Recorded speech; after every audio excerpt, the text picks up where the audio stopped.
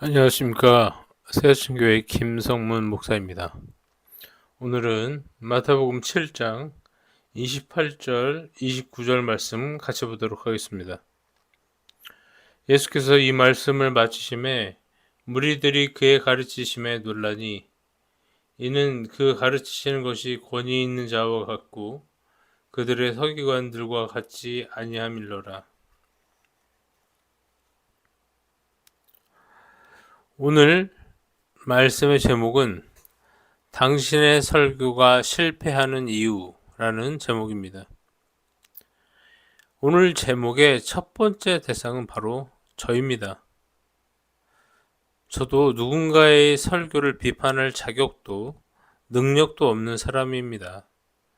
하지만 많은 설교자들이 고민하고 있는 것은 지금 전하는 설교가 예수님이 전하려는 설교가 맞나? 지금 하는 설교가 성도를 거룩하게 할까? 이런 것들입니다. 최소한 제가 들어본 설교 중에서 권위 있는 설교를 들어보지 못했습니다. 말씀을 전하시는 분이 권위가 없었기 때문이 아닙니다. 큰 교회를 다니는 목사님도 계셨고 교계의 큰 인물도 계셨습니다. 엄청난 학문적 업적을 이루신 분도 계셨고 인품이 훌륭한 분도 계셨습니다.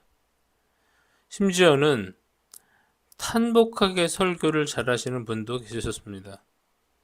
그러나 그분들의 설교 중에 권위 있는 설교는 거의 없었습니다.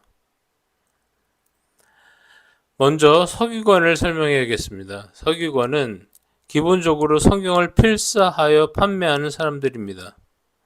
당시에는 인쇄술이 없었기 때문에 성경을 일일이 손으로 필사하는 방법밖에 없었습니다. 현재 종이의 역할을 했던 것은 양피지와 파피루스였습니다. 동양에는 주간이 있었고 나중에는 종이가 발견되었습니다. 보존력을 높이는 방법은 양피지를 사용하는 것입니다. 양피지의 특성상 오탈자가 발생하면 버리고 다시 쓰는 일이 매우 어려웠기 때문에 신중에 신중을 기해 성경을 필사해야 했습니다. 따라서 히브리어와 성경 자체에 대한 이해가 높은 사람이어야 했습니다. 그 가운데 성경을 연구해야 했기 때문에 성경에 대한 지식도 일반 백성에 비해서 탁월했습니다.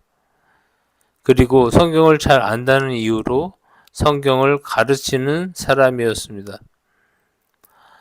서기관의 설교가 권위 있는 설교가 되지 못한 이유는 하나님의 말씀으로부터 출발해서 서기관을 통과해 하나님 백성에게 바르게 전달해야 하는 것이 설교인데 인간인 서기관들로부터 시작해서 서기관의 종으로 만들려 하는 것이 목적이다 보니 하나님의 뜻은 온데간데 없이 사라져버리고 하나님의 백성으로 실천하고 순종하게 하는 권위 있는 설교가 실종된 것이죠.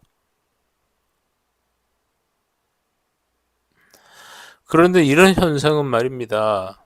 서기관 이전 시기에도 있었고 중세시대의 신부들을 거쳐서 현재 대한민국의 목사들에게도 나타난다는 것입니다. 그래서 권위 있는 설교를 찾기 어려운 것이죠. 두 번째는 놀랐다라는 단어입니다. 헬라어 엑스플레손토 놀라다, 압도하다라는 뜻을 가지고 있는 이 단어는 미완료 시제를 쓰고 있습니다.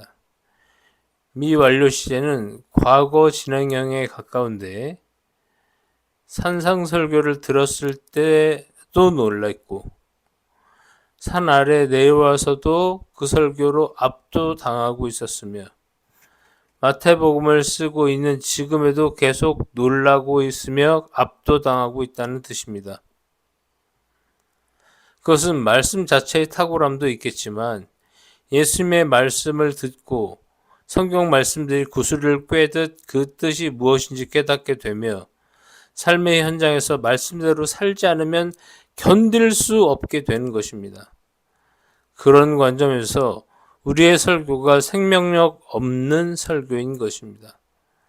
어떻게 말씀을 전하면서도 계속 회개가 되고 열정이 타오릅니다.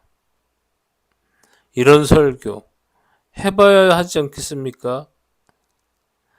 성도들이 놀라는 설교, 말씀을 들고 압도하는 설교 해봅시다.